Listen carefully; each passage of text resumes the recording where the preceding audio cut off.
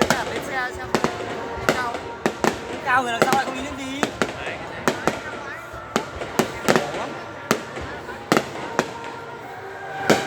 Ôi dưới con ông xe vào dưới.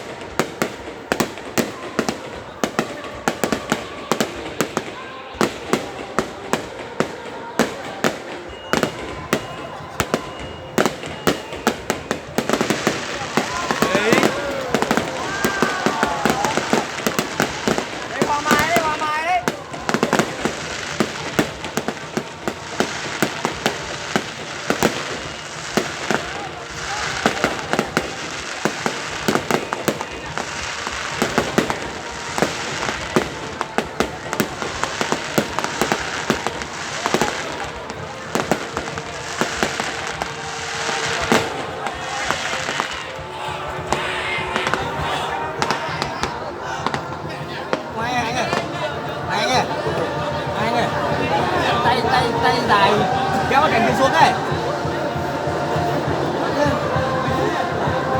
Cháu tôi ngủ quán đấy. Ôi.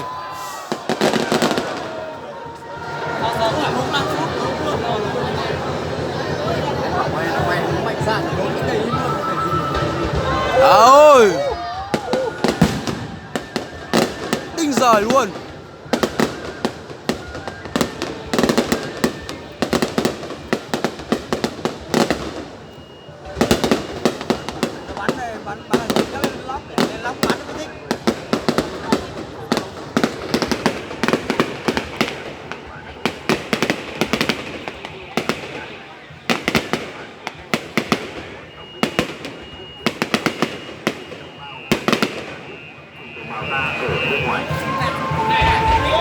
Đấy, hay chưa?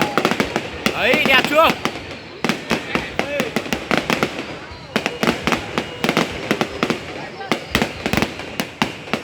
Bạn video rồi.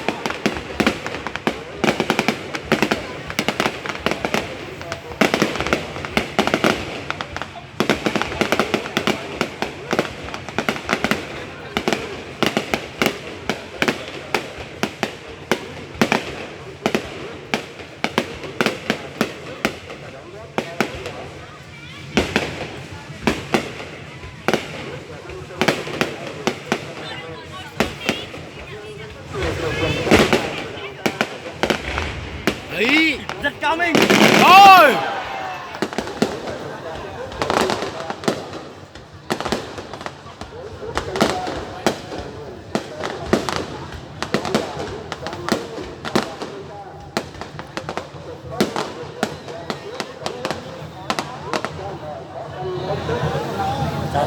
Lâu còn 15 phút mà. Đấy, 15 phút mà. Đấy. Đẹp chưa?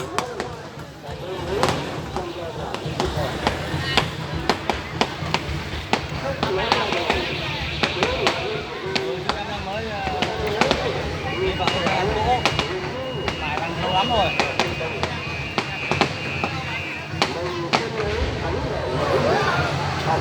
Ôi.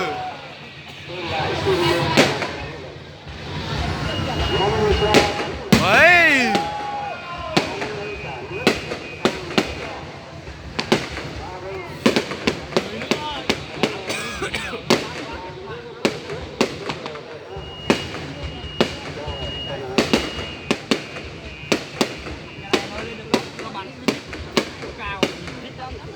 Cái này là nóc ấy chú. Là dưới sân đấy. Đâu đang đứng trên nóc kìa. Này tầm thấp dưới sân mà. Năm ngoái nó bán công kia thì nó còn cao hơn. Đấy, đây, hai con này phê à. Nhưng mà tập trung mình như ở trên thành phố mới tập trung. Thủ đô nó làm nhà đó, thủ đô được tầm cao. Nó làm rộng.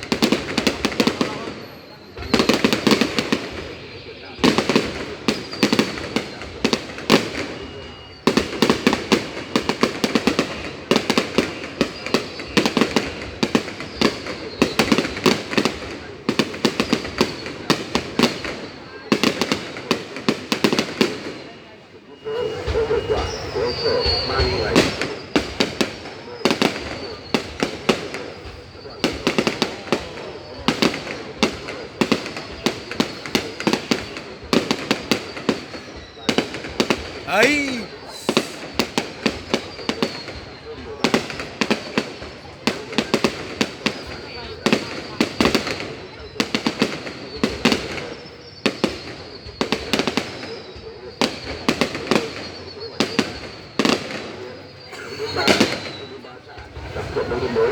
Ấy.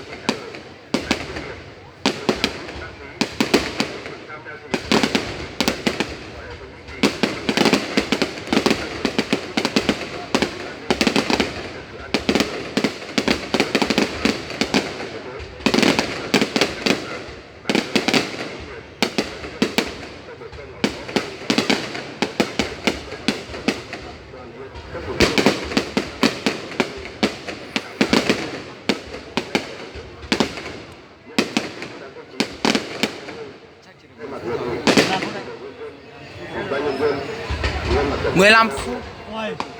Đấy. Đẹp luôn.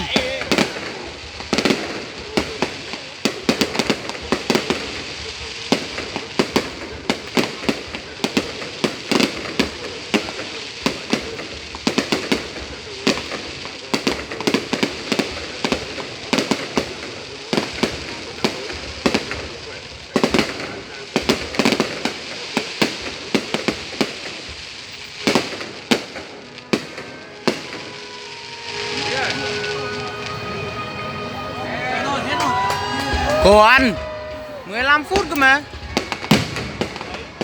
Giờ có 9 phút này.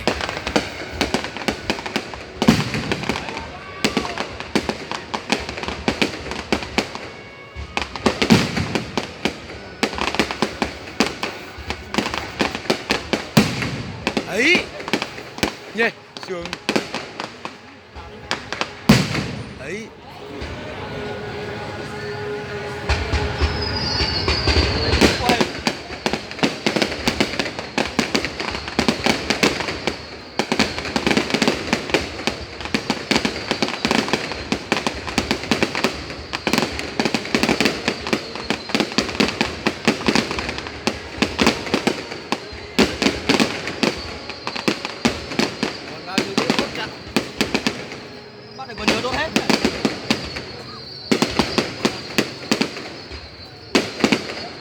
Trái tim đấy, trái tim đấy, trái tim đấy. Còn 5 phút nữa.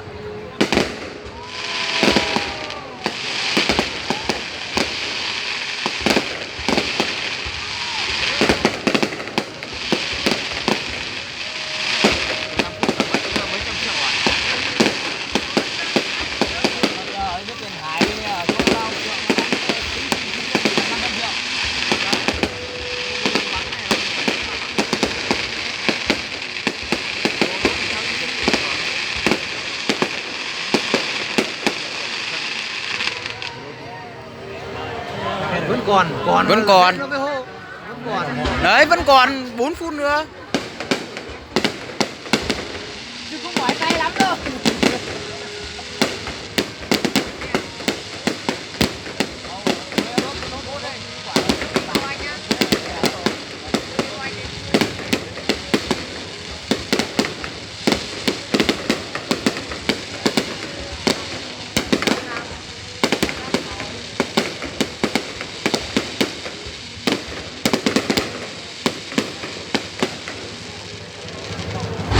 Ôi. Quả cuối bao giờ có làm quả này? Trong hết luôn. Còn. Hết rồi. Đã một quả cuối mà. Hết rồi. Rồi một quả quất quyết. Hết rồi, nó rơi đến kia lại. Giờ cuối dòng xe xuống rồi. Ô, vẫn còn này. Vẫn còn. Tẻo thế này. Tao bảo rồi 15 phút mà. Bây giờ hết nó phải lên kia nó hô cơ.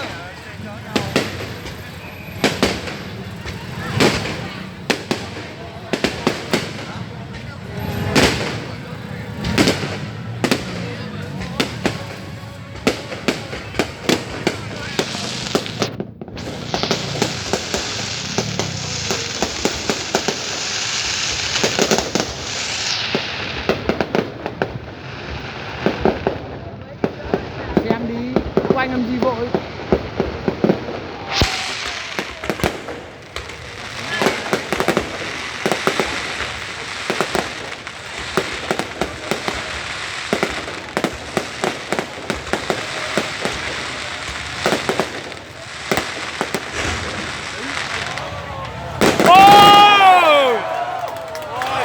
Quá đẹp.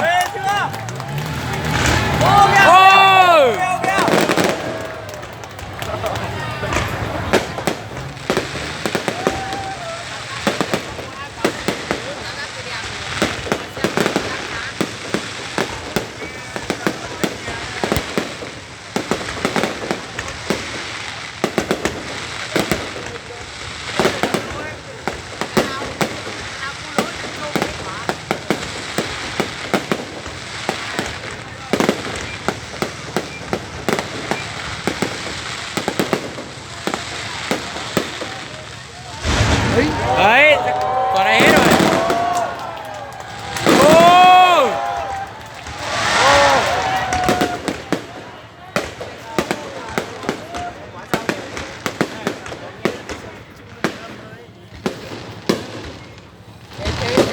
Tuấn này có phê không?